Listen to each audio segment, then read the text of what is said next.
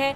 सभी 10 आरोपियों के खिलाफ चार्जशीट दाखिल हुई। आतंकी संगठन अंसार गजवत अल हिंद AGUH से ये जुड़े हुए थे। तो दिल्ली के लाल किले के पास 10 नवंबर साल 2025 में हुई ब्लास्ट में जांच एजेंसी NIA चार्जशीट के 7,500 पन्नों से बड़ा खुलासा हुआ है।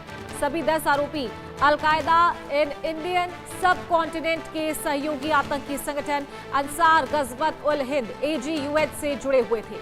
गृह मंत्रालय ने जून 2018 में AQIS और उसके जुड़े सभी संगठनों को आतंकी घोषित किया था। तो NIA ने लाल किले के पास हुए कार में ब्लास्ट मामले में आरोपी के खिलाफ चार्जशीट दाखिल की है। इस ब्लास्ट में 11 लोगों की मौत हुई थी, जबकि कई लोग घायल हुए थे।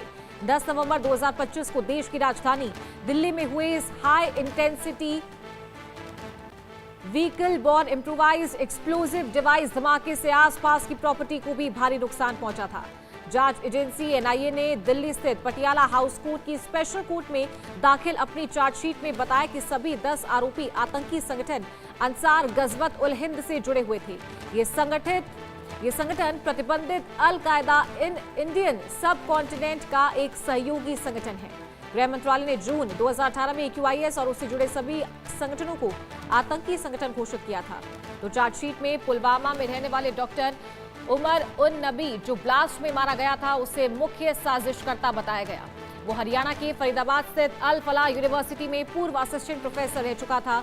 अन्य आरोपियों में Aamir Rashid Mir, Jasir Bilal Wani, doctor Muzammil Shakeel, doctor Adeel Ahmad Rather, doctor Shaheen Saeed, Mufti Irfan Ahmad Wagay, Soyab, doctor Bilal Naseer Malla और यासीर अहमद डार शामिल थे। NIA की माने तो जांच जम्मू कश्मीर, हरियाणा, उत्तर प्रदेश, महाराष्ट्र, गुजरात और दिल्ली NCR तक फैली रही। चार्जशीट में 588 दर्ज गवाहियां, 395 से अधिक दस्तावेज और 200 से ज्यादा जब्त सामग्री को साक्ष्य के तौर पर शामिल किया गया है।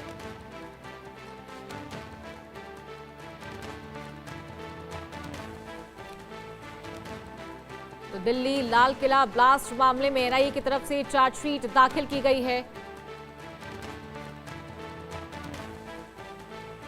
7,500 पन्नों की चार्जशीट दाखिल की गई है।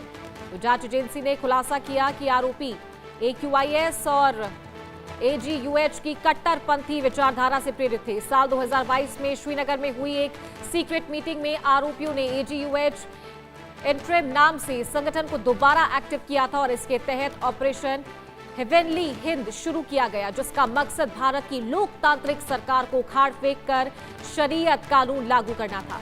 NIA जांच में सामने आया कि आरोपियों ने नए सदस्यों की भर्ती की, बड़े पैमाने पर विस्फोटक तैयार किए और हथियारों का जखीरा इकट्ठा किया।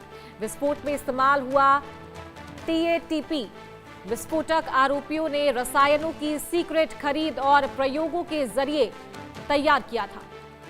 तो एजेंसी ने यह भी बताया कि आरोपियों ने AK-47 राइफल, क्रेकॉव राइफल और देसी पिस्तौल जैसे प्रतिबंधित हथियार भी अवैध रूप से हासिल किए थे। इसके अलावा ड्रोन और रॉकेट आधारित IED तैयार करने के प्रयोग भी किए जा रहे थे, जिनका मकसद जम्मू कश्मीर और देश के दूसरे हिस्सों में सुरक्षा प्रतिष्ठानों पर हमला करना था।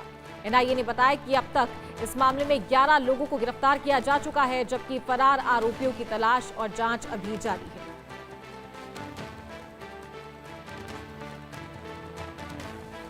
तो 7,500 पन्नों की चार्जशीट दाखिल हो गई है। 10 आरोपी इस मामले में गिरफ्तार हुए हैं।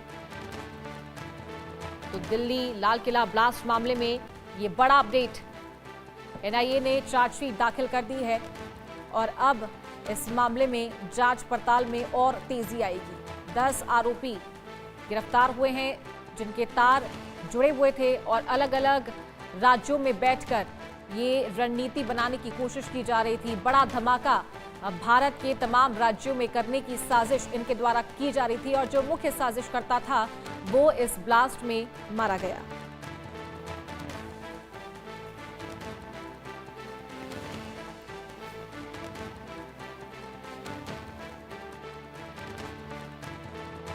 तो 10 नवंबर 2025 को दिल्ली में लाल किले के पास ये ब्लास्ट हुआ था। शाम का वो समय था जब ये घटना हुई। इसके बाद हड़कंप मच गया। सभी सुरक्षा एजेंसियां अलर्ट मोड पर आ गई और जांच पड़ताल जब इसे लेकर शुरू हुई तो पता चला कि आतंकी संगठन का एक और प्रॉक्सी ग्रुप है, उसके द्वारा इस हमले की जिम्मेदारी ली गई है। तो तमाम सुरक्षा एजेंसियों के द्वारा जांच पड़ताल की जा रही थी और जिनके भी तार इस पूरी घटना से, इस पूरे ब्लास्ट से जुड़े हुए थे, उन पर कार्रवाई की गई है। 10 को गिरफ्तार किया गया है और पूछताछ भी लगातार जारी है।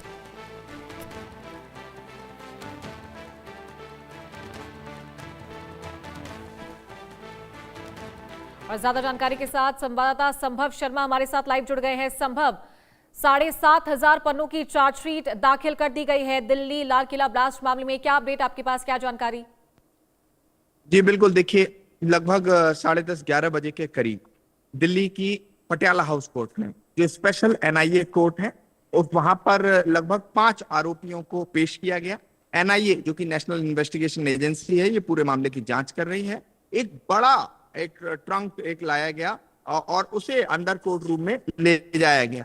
लगभग 7,500 पन्नों की चार्जशीट यानी कि प्रोसिक्यूशन कंप्लेंट फाइल कर दी गई है और ये एनआईए जो जांच कर रही है दिल्ली ब्लास्ट मामले में, उससे जुड़ी चार्जशीट है। जब वो ट्रंक को बाहर ला रहे थे तो उसके विजुअल्स हम लोगों ने रिकॉर्ड किए थे, और क्योंकि अंदर जो है वो एनआईए की स्पेशल कोर्ट होती है, तो वहां के अंदर की कोर्ट रूम की जानकारी देना मुश्किल है कि क्या बातचीत हुई, क्योंकि special NIA court in camera hearing होती है। लेकिन वो जो बाहर की लाते हुए जब तस्वीरें थी उस बड़े से कंटेनर की, तो उसके शेप से समझ में आ रहा था कि कितनी बड़ी, एक तरह से जो कहा जाता है वॉल्यूमिनस एक चार्जशीट दाखिल की गई है। स्वाभाविक है डिटेल में इस चार्जशीट में बातें कही गई होंगी, लेकिन एक बार कोर्ट संज्ञान ले लेगी उसके बाद ये चार्जशीट पब्लिक डोमेन में भी आ जाएगी। लेकिन इसमें महत्वपूर्ण यह है कि डॉक्टर शाहीन समेत तमाम आरोपी आज भी पेश किए गए थे, और जो भारत का कानून है, जो इंडिया का लॉ है, उसके अनुसार